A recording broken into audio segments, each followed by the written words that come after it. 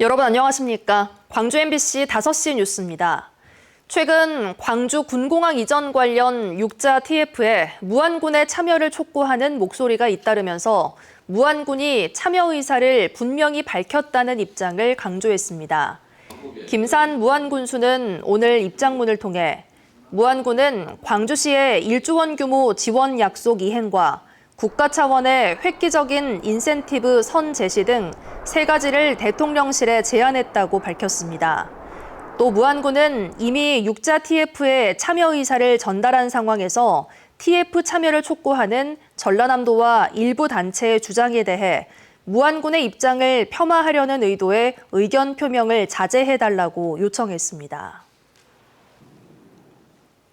광주시가 서창등력 인근 영산강변에 서창 감성 조망대를 조성하고 10월 1일 개장식과 함께 시민에게 개방합니다. 서창 감성 조망대는 총 사업비 25억 원을 들여 3년에 걸쳐 완공한 영산강 백리길 Y 프로젝트의 첫 성과물로 영산강과 드넓은 억새밭을 배경으로 노을을 바라볼 수 있도록 설계됐습니다. 광주시는 서창 감성 조망대가 휴식과 치유의 명소이자 머무르고 싶은 여행지로 자리 잡을 것으로 기대하고 있습니다. 전라남도는 환경부가 공모하는 2026년 UN 기후변화협약 기후주간 국내 유치를 위해 실시한 도시공모에서 여수시가 최종 선정됐다고 밝혔습니다.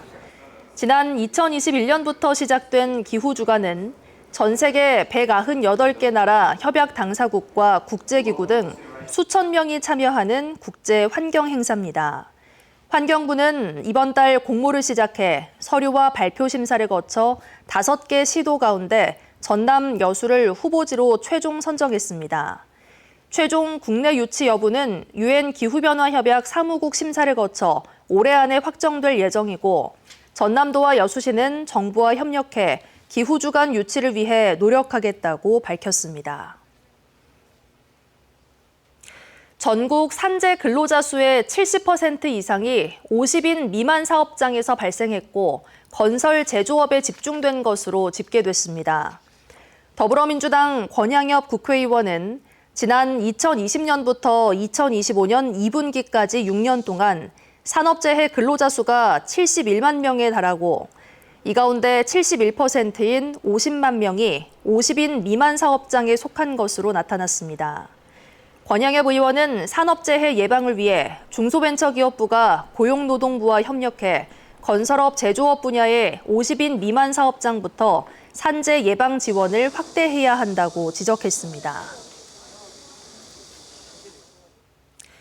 전교조와 광주교원단체연합, 광주실천교사 등 광주 지역의 교원단체들이 악성 민원에 대한 강경 대응을 촉구했습니다.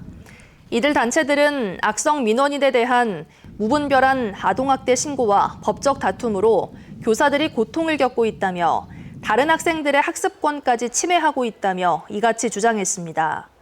이들은 특히 악성 민원인에 대해서는 교육감의 직접 고발을 통한 강력한 대응이 필요하다며 교원 2,200명의 서명을 이정선 광주시 교육감에게 전달했습니다.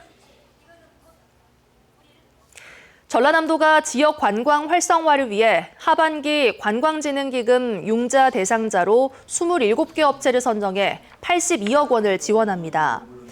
이에 따라 올해 관광진흥기금은 지난해 제주항공 여객기 사고 등으로 어려움을 겪는 도내 관광업체의 경영 안정을 위해 역대 최대 규모인 192억 원으로 늘었습니다.